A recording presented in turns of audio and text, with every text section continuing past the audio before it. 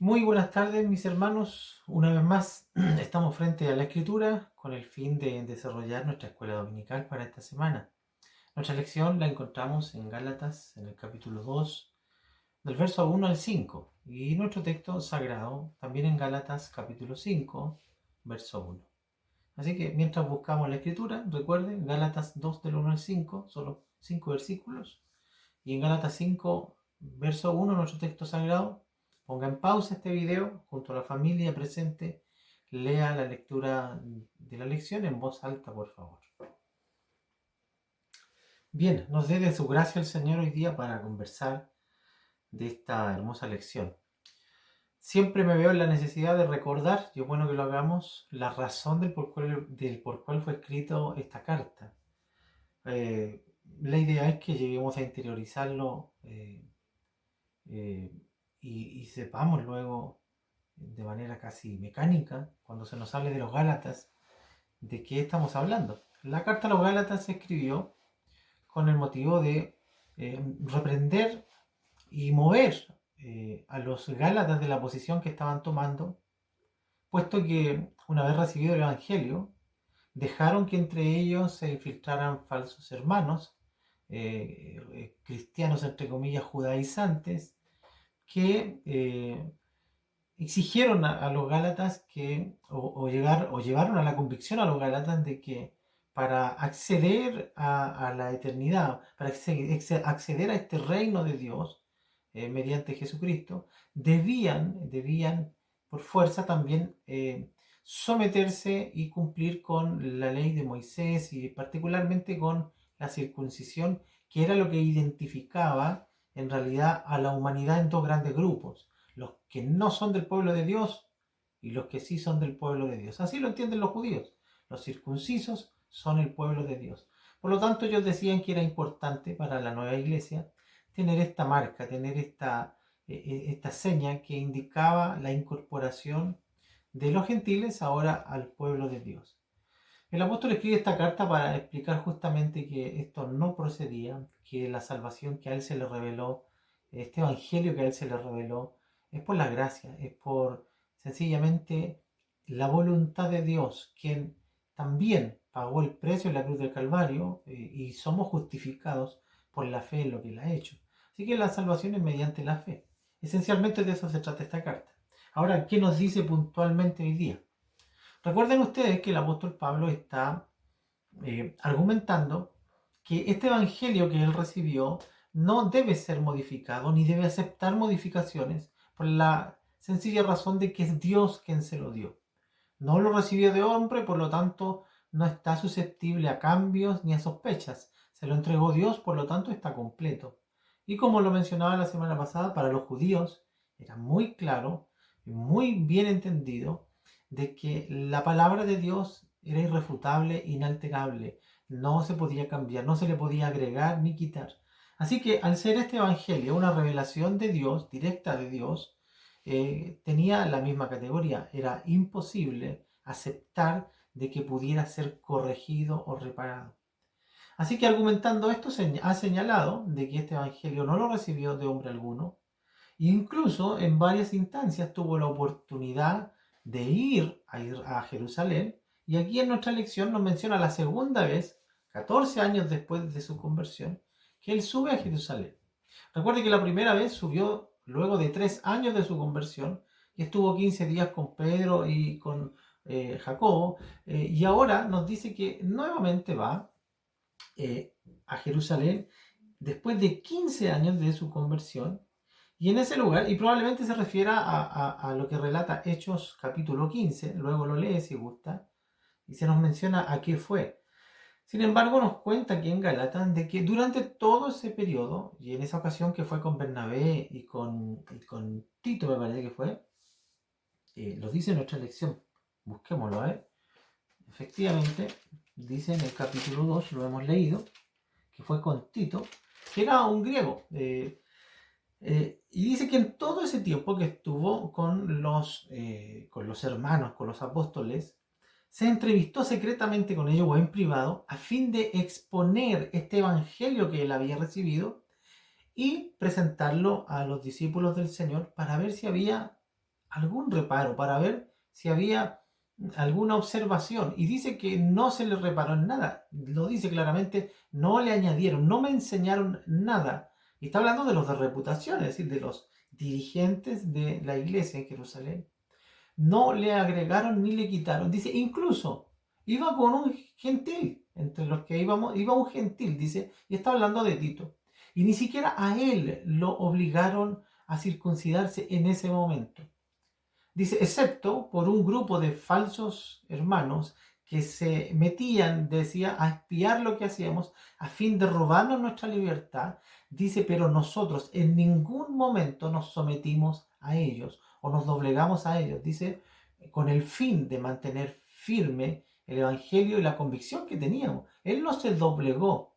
¿Ah? Podría haberles concedido esto a fin de agradarles, pero dice que no lo permitió con una gran razón, de que el evangelio recibido no sufriera alteración en razón de lo que ya habían enseñado a las otras iglesias.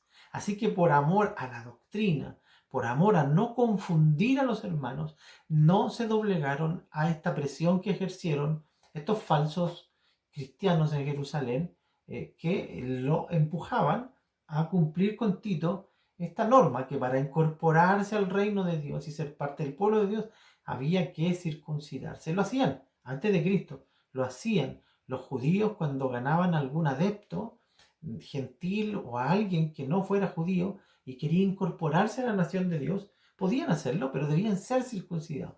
Y ellos pensaban que esto tenía que mantenerse. Así que el apóstol dice, no lo aceptamos. Y no lo aceptó por una razón. Y ya lo he dicho, para no alterar lo ya enseñado a la iglesia. Entonces, esto nos habla de algo importante y en lo cual yo quisiera centrar nuestra lección principal. La necesidad de tener convicciones firmes. Hermano, escuche lo que le voy a decir. Nuestra condición de cristianos no es definida por nosotros mismos. Es decir, yo no puedo decir soy un cristiano. Quien define lo que soy es la palabra del Señor. Yo puedo decir que soy muchas cosas. Yo puedo decir que soy tal o cual cosa, pero ¿quién lo define? En este caso, quien se abroga esa única autoridad es la palabra del Señor. ¿A qué me refiero con esto? Mire, en Juan capítulo 8, verso 31, si gusta lo busca, Juan 8:31 dice lo siguiente. Y aquí es Cristo quien está definiendo quiénes son los suyos. Recuerde esto, no es lo que yo digo. ¿Ah? Yo debo tener seguridad de lo que soy, pero quien me da esa seguridad no es mi propia posición, sino que es la Escritura, es el Señor a través de ella. Dijo entonces Jesús a los judíos que habían creído en él. Escuche esto. Si vosotros permanecéis en mi palabra, seréis verdaderamente mis discípulos. Es decir, ser un discípulo, un seguidor de Cristo. Sea esto cristiano o cualquier otro nombre, porque se le dio varios nombres a la iglesia, a los del camino, e incluso se les llamó secta en algún momento. Pero lo que los definía como tal no era el hecho de la confesión propia, sino más bien sus acciones, la forma en que vivían. El mismo Señor Jesucristo nos está diciendo que lo que nos define como seguidor de Cristo o cristianos no es lo que decimos, sino la forma en que actuamos y vivimos. Y la condición para ser reconocidos como cristianos es permanecer en la palabra del Señor. Mire esto, para permanecer en la palabra primero hay que haberla escuchado, segundo hay que haberla comprendido, creído y abrazado, pero luego se requiere permanecer a lo largo del tiempo en esta palabra. Así que pudimos haber sido o muy buenos cristianos al comienzo y ahora estarnos desviando. De hecho, era el problema de los Gálatas. Se estaban moviendo de las convicciones que el apóstol les había entregado a través de su predicación. Así que quien nos define no somos nosotros, sino que lo es la palabra. ¿Quiénes son los verdaderos cristianos? Otra vez, en Hechos capítulo 11, verso 26. Hechos, búsquelo por favor. Hechos 11:26. ¿Qué dice Hechos 11:26? Mire, dice, y se congregaron allí todo un año con la iglesia. Está hablando de los apóstoles, en este caso de Pablo. Dice, y enseñaron a mucha gente. Y luego de que se les enseñó, de que aceptaron la palabra y permanecieron en ella durante todo ese tiempo, a los discípulos por primera vez, dice, se les llamó cristianos en Antioquía. De ahí viene la palabra cristiano, es decir, ser un discípulo de Cristo. ¿Y quién es el discípulo? No el que dice que lo sigue, sino el que verdaderamente permanece en la palabra. Así que para ser un verdadero cristiano se necesita ser gente con convicciones. Dijo un estudioso, no recuerdo el nombre, difícil de pronunciar, pero dijo, sobre nuestras creencias podemos estar dispuestos a conversar, pero sobre nuestras convicciones estamos dispuestos a morir. ¿Estamos dispuestos a conversar sobre lo que creemos o estamos dispuestos a morir por lo que creemos? Esa es la diferencia entre una creencia, creo esto, y puede ser modificado, o una convicción, algo que no se tranza, que no se cambia. El cristiano no está llamado solo a tener creencias, aunque el creer es bueno, pero estas creencias deben transformarse en convicciones firmes, por las cuales no estemos dispuestos, como dice el apóstol, a doblegarnos por ningún motivo, por la seguridad de lo que hemos recibido. Usted y yo debemos ser gente de convicciones fundadas, obviamente, en la palabra del Señor. Pero para eso debemos conocerla, para eso debemos entenderla. Y tercero, para eso debemos permanecer en ellas, sobre todo hoy día que se vive tanto lo que le pasó a los Gálatas, que se escuchan mentiras por acá, mentiras por allá. Seguramente usted ha navegado por internet y ha visto cuántas cosas se dicen, o del Evangelio, o de la Biblia, o de que todo es tan mal y ahora apareció una revelación nueva. Hay tanta confusión. Pero el cristiano, por revelación del Espíritu Santo, sabe que tiene donde afirmarse, sabe que la palabra recibida es una palabra cierta y segura. Debemos afirmarnos en ella y permanecer en ella. En primera de Timoteo, en el dice en capítulo 6, versos 3 y 4. A ver si lo busca usted. Primera de Timoteo, versos 6, 4. 3, perdón. 3 al 4. Mire la sentencia respecto al enseñar y obviamente al recibir otra enseñanza. Dice, si alguno enseña otra cosa que no sea conforme a las sanas palabras de nuestro Señor Jesucristo y a la doctrina que es conforme a la piedad, está envanecido, nada sabe y delira acerca de cuestiones y contiendas de palabras, de las cuales nacen, ¿qué cosas? Mire usted, de las cuales nacen pleitos, blasfemias, malas sospechas, disputas necias de hombres corruptos de entendimientos y privados de la verdad, que toman la piedad como fuente de ganancia. Apártate de los tales. Mire lo que está diciendo, lo que vemos hoy día. Está hablando que el que viene enseñando otras cosas, cosas raras, que atraen a algunos, pero que no son conformes a la doctrina del Señor y la doctrina recibida de parte de los apóstoles, sencillamente está delirando, está hablando cosas que no sabe y con un solo gran propósito: sacar provecho personal de esto. Dice que esas cosas nos llevan a la blasfemia, a los escándalos, a los pleitos y a los debates que no tienen ni un sentido. De tales cosas debiéramos apartarnos, ni siquiera gastarnos en discutir, a menos que éstas entren a la iglesia como una amenaza cierta. Entonces, ¿qué debiéramos nosotros o qué debemos hacer nosotros para permanecer en la palabra?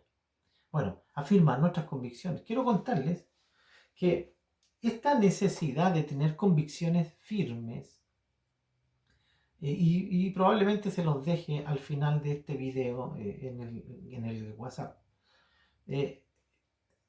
nació en la primera iglesia. Estoy hablando del segundo siglo de la iglesia, el tercer siglo más o menos.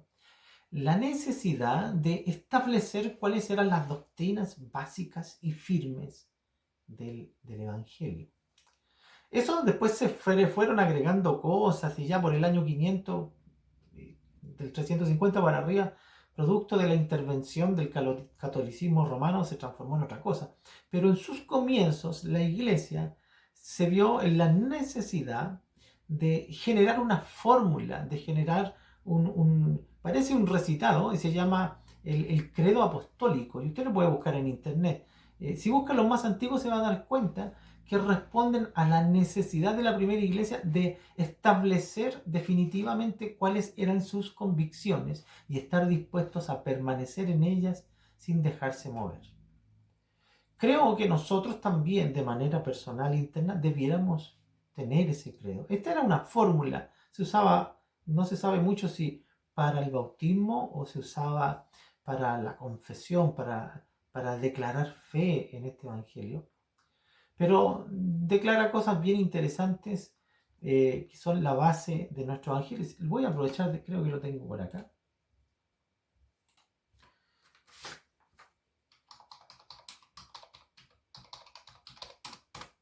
A ver si se los leo enseguida.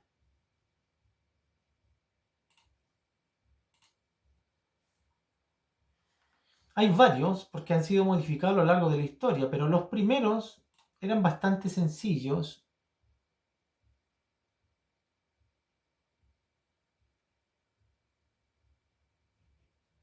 Y aquí está uno bastante antiguo que no está muy modificado por la Iglesia Católica. Dice, y probablemente los católicos lo han escuchado, dice: creo en Dios Padre Todopoderoso, Creador del cielo y de la tierra, creo en Jesucristo, su único Hijo, nuestro Señor, que fue concebido por obra y gracia del Espíritu Santo y nació de María Virgen, padeció bajo el poder de Poncio Pilato, fue crucificado, muerto y sepultado y descendió a los infiernos. Ese es un agregado moderno, no está en lo más antiguo. Y el tercer día resucitó de entre los muertos, subió al cielo y está sentado a la derecha de Dios. De allí ha de venir a juzgar a los vivos y a los muertos. Creo en el Espíritu Santo, en la Santa Iglesia, creo en la comunión de los santos, en el perdón de los pecados, en la resurrección de la carne y en la vida venidera. Hay varias modificaciones, pero eso nació como una necesidad de la Iglesia de definir cuáles serían las doctrinas básicas de los que dicen ser cristianos, en qué cosas deberían creer. Quiero hacerle una pregunta, la cual me la he hecho yo también a la luz de este estudio. ¿Soy verdaderamente yo un cristiano? Y no espero que lo defina usted mismo. Espero que lo defina su conciencia respecto a lo que cree y en la convicción en que está. La verdad que hay gente que se define cristiano y ni siquiera comprende ni conoce cuáles son las doctrinas básicas de la fe cristiana. Por eso hacemos nuestros talleres bíblicos, particularmente el taller bíblico número 1 de Nueva Vida en Cristo, que tiene el fin de establecer esas 13 doctrinas básicas del cristianismo. Si alguien lo ha hecho, probablemente tenga una comprensión bastante definida de lo que es ser un cristiano, de cuáles son las doctrinas que hay que defender. Ahora, es necesario permanecer en ellas, no solo conocerlas, sino que creerlas, predicarlas y estar dispuesto incluso a morir por ellas. El apóstol Pablo nos enseña claramente en esta lección que los cristianos deben ser personas de convicciones firmes. ¿Tiene usted sus convicciones firmes? Mire lo que dice en Gálatas, capítulo 5, en el verso 1, que es nuestro texto sagrado. Está hablando de esto. Esta es la recomendación del apóstol. Leo en el nombre del Señor. Estad, pues, firmes en la libertad con que Cristo nos hizo libres, y no estéis otra vez sujetos a yugo de esclavitud. Hermano, afírmese en la verdad. Mantenga la doctrina que ha recibido. Si esta doctrina que usted recibe está fundada en la palabra, puede creerla con toda confianza. Pero debemos avanzar un poco más. Mire la recomendación que aparece en Efesios capítulo 4, y con esto quiero terminar. Búsquela, por favor. Efesios 4:14. y que describe en realidad la condición de muchas personas el día de hoy. Pienso que estamos en tiempos tan peligrosos, tiempos finales, donde la iglesia debe estar apercibida y conocer. Si no las conoce, conózcalas. Tenemos tiempo, más que nunca, para avanzar en el conocimiento de la verdad. No solo para hacer una buena defensa de la fe, no solo para presentar a Cristo debidamente, sino para tener la convicción de que si Cristo viene, yo seré considerado un discípulo de Cristo. Dice Efesios 4:14, leo en el nombre del Señor, para que ya no seamos niños, mire, para que no seamos niños en lo espiritual. ¿Cuál es la condición de niños espirituales? Lo define el siguiente párrafo que continúa. Dice, para que no seamos niños, dice, fluctuantes, llevados por doquiera de todo viento de doctrina. Es decir, que a cosa que aparece nueva nos hace titubear, nos hace dudar, nos hace sospechar. Dice, por estratagemas de hombres que para engañar emplean con astucia artimañas del error, sino que siguiendo la verdad en amor, crezcamos en todo aspecto de nuestras vidas, en aquel que es la cabeza, esto es Cristo. No seamos niños, avancemos a lo más grande, seamos firmes, tengamos convicciones y estemos en este tiempo incluso dispuestos a morir por esas convicciones. Que el Señor les bendiga y les dé mucha gracia para que en este tiempo seamos definidos por la palabra como verdaderos discípulos de Cristo, la verdadera iglesia de Cristo. Lo pido, lo deseo sinceramente, que Dios cuando venga nos encuentre haciendo, creyendo, que estemos en la posición en que Él quiere encontrarnos. Que el Señor les bendiga.